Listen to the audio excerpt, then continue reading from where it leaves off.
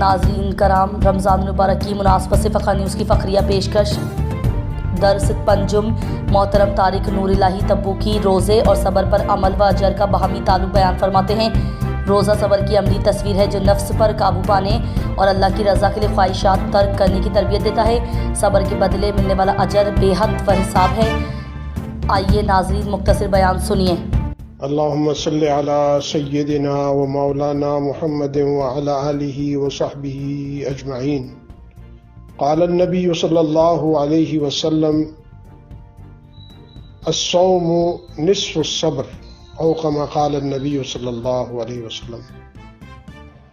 ہمارے پیارے رسول حضرت محمد صلی اللہ علیہ وسلم کا قول مبارک ہے کہ روزہ نصف صبر ہے، یعنی اگر صبر ایک یونٹ ہو تو روزہ اس کا آدھا حصہ ہے۔ اس کی وجہ یہ ہے کہ صبر اور روزہ ہم معنی چیزوں کا نام ہے۔ صبر رک جانے کا نام ہے اور روزہ بھی رک جانے کا نام ہے۔ کھانے پینے سے، شہوت رانی سے، بری باتوں سے رک جانے کا نام روزہ ہے، اور صبر بھی کسی چیز پر رک جانے کا نام ہے۔ اور اللہ تعالیٰ نے قرآن کریم میں ارشاد فرمایا ہے کہ اللہ تعالیٰ صابروں کو بغیر حساب دے گا۔ یہاں بھی روزے اور صبر کے درمیان ایک مناسبت پتہ چلتی ہے کہ اللہ تعالیٰ نے فرمایا بزبان مصطفیٰ صلی اللہ علیہ وسلم حدیث قدسی میں، الصوم لی وانا اجزی بہ، روزہ میرے ہی لیے ہے، میری خاطر ہی رکھا جاتا ہے اور اس کی جزا خاص طور پر میں دوں گا، اور جس کی جزا اللہ دے وہ بغیر حساب ہی کے ہوتی ہے، جس کا وعدہ اللہ کرے۔ اسی طرح صبر کرنے والوں کے لیے بھی اللہ تعالیٰ نے فرمایا کہ بغیر حساب کے ان کو دوں گا۔ تو یہ روزہ جو ہے وہ ہمیں صبر، رک جانا، برائیوں سے رک جانا۔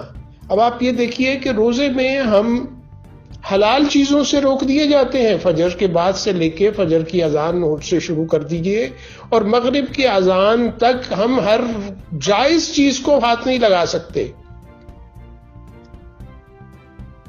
اور اسی طرح سے صابر جو ہوتا ہے وہ برائیوں کے اندر ملوث نہیں ہوتا۔ صابر جو ہے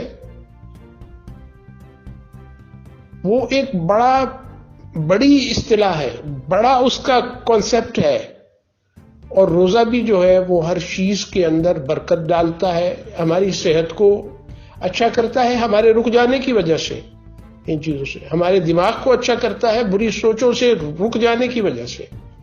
اور اسی طرح صابر جو ہے، صبر جو ہے، اس کا بھی مقام ہے۔ اللہ سبحانہ و تعالی ہمیں ایسا روزہ رکھنے کی توفیق دے۔ زیادہ وقت گزر گیا ہے، ایک عشرہ باقی ہے، باقی ایام میں، باقی لیالی میں اور تاکراتوں میں اور لیلۃ القدر کی تلاش میں ہمیں صبر کے ساتھ محنت کرنے کی توفیق عطا فرمائے۔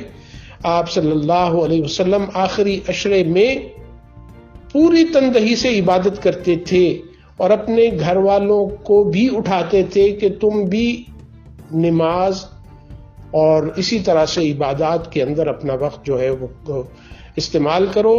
یہ لیالی اور یہ نہار جو آنے والے ہیں، آ گئے ہیں، ان میں اسی طرح سے ہمیں جو ہے وہ کوشش کرنی ہے۔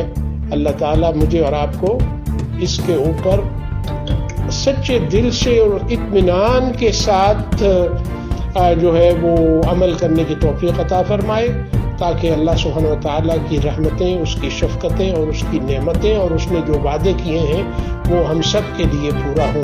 آمین۔ وآخر دعوانا ان الحمد للہ۔